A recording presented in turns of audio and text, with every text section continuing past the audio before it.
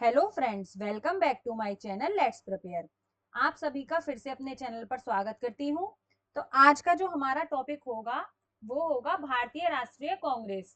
इसमें हम जानेंगे भारतीय राष्ट्रीय कांग्रेस की स्थापना कब, कैसे और क्यों हुई, इसके महत्वपूर्ण अधिवेशन कौन कौन से हैं, प्रमुख चरण कौन कौन से रहे, इसके द्वारा करे गए कार्य कौन से हैं और जो मुख्य प्रश्न जो पूछे जाते हैं इस टॉपिक से उनके बारे में भी हम देखेंगे। तो चलिए आगे बढ़ते हैं। भारतीय राष्ट्रीय कांग्रेस 1857 के विद्रोह के बाद ब्रिटिश सरकार ने भारत के शासन में सुधार के लिए कई सुधार लागू किए थे।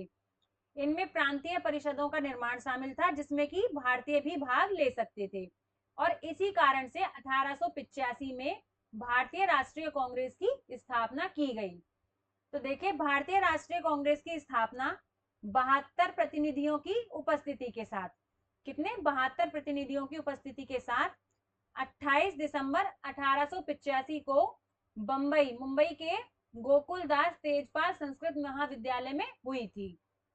इसके संस्थापक महासचिव जनरल सेक्रेटरी जो थे ब्रिटिश सिविल सेवक एलन ऑक्टेवियन, यानी कि एलन ऑक्टेवियन ह्यूम, जिनको हम एओ ह्यूम के नाम से जानते हैं, आपने पहले भी पढ़ा होगा।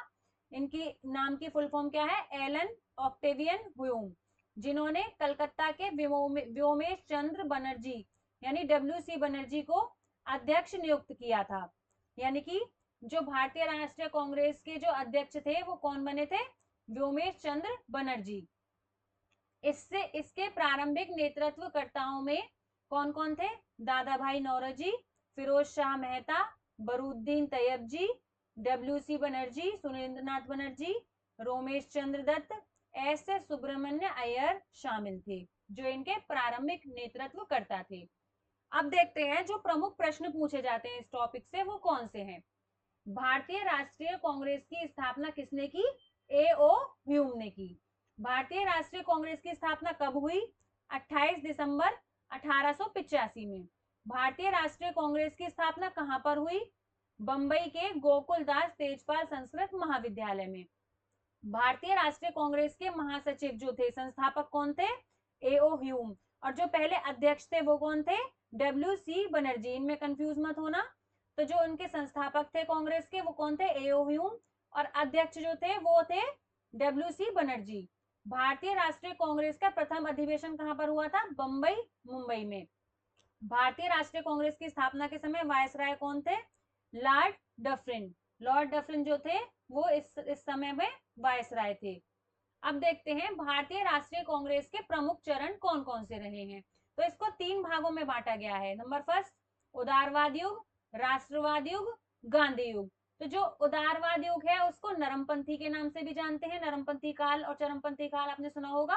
तो जो उदारवाद युग है ये 1885 से 1905 तक रहा है। फिर आता है राष्ट्रवाद युग, जिसको चरमपंथी काल के नाम से जानते हैं, 1905 से 1919 तक रहा है। फिर आता है गांधीवाद युग, ये 1919 से 1948 तक रहा है। तो सबसे पहले देखते हैं उदारवादी युग के बारे में, जिसको नरमपंथी काल के नाम से भी जाना जाता था। इस चरण के प्रमुख नेता दादा भाई नौरोजी, फिरोज शाह मेहता, डी.ई. वाचा, डब्ल्यू.सी. बनर्जी, एस.एन. बनर्जी, गोपाल कृष्ण गोखले आदि थे। देखिए कभी कभी ऐसे भी क्वेश्चन आ जाता है एग्जाम्स में कि नरमपंथी नेता कौन से हैं और चरमपंथी नेता कौन से हैं। तो उनमें आप ये ध्यान रखिएगा, नरमपंथी काल में कौन कौन से थे? दादा भाई नौरोजी, फिरोज शाह मेहता, डी वाचा, डब्ल्यू.सी. बनर्जी, एस.एन. बनर्जी, गोपाल कृष्ण गोखले आदि थे। नरमपंथियों का यह नाम इसलिए रखा गया क्योंकि उन्होंने कानून के दायरे में रहकर आंदोलन किया और व्यवस्थित राजनीतिक प्रगति की। नरमपंथियों का मानना था कि भारत में आधुनिकीकरण लाने के लिए ब्रिटिश शासन महत्वपूर्ण था। वे ब्रिटिश शासन की शोषणकारी प्रकृति के प्रति सचेत थे लेकिन उसका सुधार चाहते थे, निष्कासन नहीं। अब आते हैं उदारवादी चरण के जो प्रमुख नेता थे कौन कौन से थे, उनके बारे में थोड़ा थोड़ा सा देख लेंगे। सबसे पहले हैं दादा भाई नौरोजी। इन्होंने ब्रिटेन में हाउस ऑफ कॉमन्स के सदस्य बनने वाले ये पहले भारतीय थे। देखिए बहुत ही महत्वपूर्ण है एक एक क्वेश्चन इसमें। हाउस ऑफ कॉमन्स के सदस्य बनने वाले पहले भारतीय कौन थे? दादा भाई नौरोजी। वह भारतीय राष्ट्रीय कांग्रेस के संस्थापक सदस्यों में से एक थे। उन्होंने कांग्रेस के 3 सत्रों की अध्यक्षता भी की थी। इन्होंने 3 सत्रों की अध्यक्षता भी की। इन्होंने ग्रेन थ्योरी का तथ्य प्रस्तुत किया और अपनी पुस्तक poverty and un British rule in India, ये इनके द्वारा लिखी गई थी, में भारत के ब्रिटिश शोषण की व्याख्या भी की। अब आते हैं फिरोज शाह मेहता। 1890 में उन्हें भारतीय राष्ट्रीय कांग्रेस के अध्यक्ष के रूप में चुना गया था। बॉम्बे क्रॉनिकल एक अंग्रेजी साप्ताहिक समाचार पत्र था जिसे 1910 में उनके द्वारा शुरू किया गया था। कानून में उनकी सेवा के लिए उन्हें अंग्रेजों ने नाइट की उपाधि दी। किसकी उपाधि दी? नाइट की उपाधि। तो नाइट की उपाधि किसको दी गई? फिरोज शाह मेहता को। अब आते हैं व्योमेश चंद्र बनर्जी। वह भारतीय राष्ट्रीय कांग्रेस के सह संस्थापकों में से एक और भारतीय राष्ट्रीय कांग्रेस के पहले अध्यक्ष थे। कौन थे? Womesh Chandra Banerjee. British House of Commons का चुनाव लड़ने वाले ये पहले भारतीय भी थे। सुरेंद्र नाथ बनर्जी, इन्हें राष्ट्रगुरु के नाम से जाना जाता है। 1876 में उन्होंने राजनीतिक सुधार लाने के लिए इंडियन नेशनल एसोसिएशन की स्थापना की। जैसे क्वेश्चन आ जाता है इंडियन नेशनल एसोसिएशन की स्थापना किसने की, तो उसका सही उत्तर होगा सुरेंद्र नाथ बनर्जी। उन्होंने द बंगाली नाम से अखबार भी शुरू किया था। अब आते हैं जी सुब्रमण्यम अय्यर। दो अखबार यानी कि द हिंदू अंग्रेजी में और स्वदेश मित्रन तमिल में इन्होंने शुरू किए थे। गोपाल कृष्ण गोखले, भारतीयों द्वारा स्वशासन के लिए अभियान चलाया इन्होंने। जस्टिस एम जी रानाडे, ये पूना सार्वजनिक सभा अहमदनगर एजुकेशन की सोसाइटी की स्थापना इन्होंने की। अब आता है राष्ट्रवाद युग यानी कि चरमपंथी काल। ये 1905 से 1918 तक रहा है। चरमपंथियों का हिंसा में यानी कि इनका हिंसा में विश्वास था, जबकि नरमपंथियों ने भारत में अहिंसा के साथ यानी ब्रिटिश शासन के खिलाफ शांतिपूर्ण विरोध प्रदर्शन किया था। तो जो चरमपंथी काल के नेता थे वो कौन कौन से थे? लाला लाजपत राय, उन्हें पंजाबी शेर यानी पंजाब केसरी के नाम से जाना जाता था। ये भी बहुत महत्वपूर्ण क्वेश्चन है। उन्होंने आर्य समाज से प्रभावित होकर लाहौर में राष्ट्रीय विद्यालय की स्थापना की। साइमन कमीशन के खिलाफ अपने प्रदर्शनों के दौरान लाठीचार्ज द्वारा उन पर बेरहमी से हमला किया गया था। अब देखते हैं साइमन कमीशन क्या है। 1927 में ये हुआ है। साइमन आयोग सर जॉन साइमन की अध्यक्षता में 7 ब्रिटिश सांसदों का समूह था, जिसका गठन 8 नवंबर 1927 में भारत में संविधान सुधारों के अध्ययन के लिए किया गया था। साइमन कमीशन का जो गठन है कब किया गया था? 8 नवंबर 1927 में। 3 फरवरी 1928 में साइमन कमीशन भारत आया। तो उस टाइम ये अध्यक्ष कौन थे? Sir John Simon. अब आते हैं बाल गंगाधर तिलक। उन्हें लोकमान्य तिलक के नाम से भी जाना जाता है। डेक्कन एजुकेशन सोसाइटी की स्थापना इन्होंने की और वे फर्ग्यूसन कॉलेज के सह संस्थापक थे। उन्होंने नारा दिया, स्वराज मेरा जन्मसिद्ध अधिकार है और मैं इसे लेकर रहूंगा, ये इनका नारा था। केसरी हिंद और मराठा अंग्रेजी उनके द्वारा शुरू किए गए समाचार पत्र थे। उन्होंने 1916 में all India home rule league की शुरुआत की थी। मैंने एक एक क्वेश्चन ऐसा लिया है जो एग्जाम से बहुत पूछा जाता है, तो आप इस टॉपिक को बहुत ही ध्यान से पढ़िएगा। अब आते हैं विपिन चंद्र पाल। उन्हें अरविंदो घोष द्वारा राष्ट्रवाद के सबसे शक्तिशाली पैगंबरों में से एक के रूप में संदर्भित किया गया था। किसको? विपिन चंद्र पाल को। लाला लाजपत राय, बाल गंगाधर तिलक और विपिन चंद्र पाल को मुख्यतः राष्ट्रवादियों की लाल बाल पाल, जो आपने पहले भी पढ़ा होगा, लाल बाल पाल के नाम से किसको जाना जाता है? लाला लाजपत राय को लाल के नाम से, बाल गंगाधर तिलक जी को बाल के नाम से और विपिन चंद्र पाल को पाल के नाम से। ये याद रखिएगा, बहुत महत्वपूर्ण है। अब आता है गांधी युग। ये 1919 से 1948 तक रहा है। महात्मा गांधी अपने सत्य, अहिंसा और सत्याग्रह के साधनों से भारतीय राजनीतिक मंच पर 1919 से 1948 तक छाए रहे। गांधी जी के इस कार्यकाल को भारतीय इतिहास में गांधी युग के नाम से जाना जाता है। जो गांधी जी का समय था उसको गांधी युग के नाम से जाना जाता है। अब देखते हैं गांधी युग में जो स्वतंत्रता आंदोलन हुए हैं उनके बारे में जानते हैं। सबसे पहले आता है चंपारण सत्याग्रह, 1917 में हुआ है। ये जो है कहां पर हुआ था? बिहार के चंपारण जिले में। ब्रिटिश सरकार द्वारा गरीब किसानों को नील की खेती करने के लिए मजबूर किया गया था। जो ब्रिटिश सरकार थी उसने गरीब किसानों को नील की खेती करने के लिए मजबूर किया गया, जिससे गांधी जी ने किसानों की नील की खेती बंद करने और अंग्रेजों द्वारा लगाए गए करों का भुगतान रोकने का आग्रह किया। अंततः 1918 में नील प्रणाली को समाप्त कर दिया गया और किसानों पर करों में कमी भी की गई। ये कौन सा था? चंपारण सत्याग्रह। अब आता है खेड़ा सत्याग्रह, 1918 में हुआ है ये भी।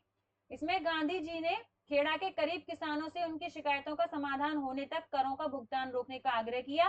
ब्रिटिश सरकार ने दमन के साथ जवाब दिया, जिसमें गांधी और अन्य नेताओं की गिरफ्तारी भी हुई थी। अंततः अंग्रेजों को कर निलंबित करने और कैद किए गए नेताओं को रिहा करने के लिए मजबूर होना पड़ा। अब आता है असहयोग आंदोलन 1920। असहयोग आंदोलन के दौरान लोगों ने ब्रिटिश सरकारी वस्तुओं और स्कूलों और कॉलेजों और सरकारी कार्यालयों जैसे संस्थानों का बहिष्कार करना शुरू कर दिया। चोरा चोरी घटना के बाद, जिसमें 23 पुलिस अधिकारी मारे गए थे, महात्मा गांधी ने यह अभियान रोक दिया था। अब ये चोरा चोरी कांड क्या है? ये 4 फरवरी 1922 को हुआ उत्तर प्रदेश में, चौरी चौरा जगह पर हुआ था। भारतीयों ने ब्रिटिश सरकार की एक पुलिस चौकी को आग लगा दी थी, जिससे उसमें छुपे हुए 22 पुलिस वाले जो थे वो कर्मचारी जिंदा जल के मर गए थे। तो इस कांड को किसका नाम दिया गया था? चौरी चौरा कांड। अब आता है सविनय अवज्ञा आंदोलन, ये 1930 में हुआ है। 12 मार्च 1930 को डांडी मार्च से आंदोलन की शुरुआत हुई। नमक निषेध का उल्लंघन करने के लिए गांधी जी ने 78 अन्य लोगों के साथ साबरमती आश्रम से डांडी तक ये पैदल यात्रा की थी। इसमें क्या किया था गांधी जी ने? नमक के निषेध का उल्लंघन करने के लिए 78 अन्य लोगों के साथ पैदल यात्रा की थी। कहां से? साबरमती आश्रम से डांडी तक। सरकार का अधिकार क्षेत्र था और वह नमक निर्माण को गैरकानूनी मानती थी। इस घटना के बाद सविनय अवज्ञा आंदोलन को पूरे देश में लोकप्रियता मिली। अब आता है, इसको डांडी मार्च के नाम से भी जाना जाता है। जो डांडी यात्रा की थी गांधी जी ने, उसको डांडी मार्च के नाम से भी जाना जाता है। भारत छोड़ो आंदोलन 1942। भारत में ब्रिटिश शासन को हटाने के प्रयास में महात्मा गांधी ने द्वितीय विश्व युद्ध के दौरान 8 अगस्त 1942 को बॉम्बे में अखिल भारतीय कांग्रेस कमेटी की बैठक के दौरान भारत छोड़ो आंदोलन को शुरू किया था। कब किया था? 8 अगस्त 1942 को। अंग्रेजों के खिलाफ ये आंदोलन था। अब देखते हैं भारतीय राष्ट्रीय कांग्रेस के महत्वपूर्ण जो अधिवेशन रहे हैं। जो अधिवेशन तो बहुत सारे हुए हैं, लेकिन जो महत्वपूर्ण हैं वो मैंने इसमें दिए हैं। चलिए देख लेते हैं। ये हुआ है 1885 में बंबई में, और इसके अध्यक्ष रहे हैं WC बनर्जी। इसमें प्रमुख घटनाएं कौन सी हुई हैं? प्रथम सत्र में 72 प्रतिनिधियों ने भाग लिया।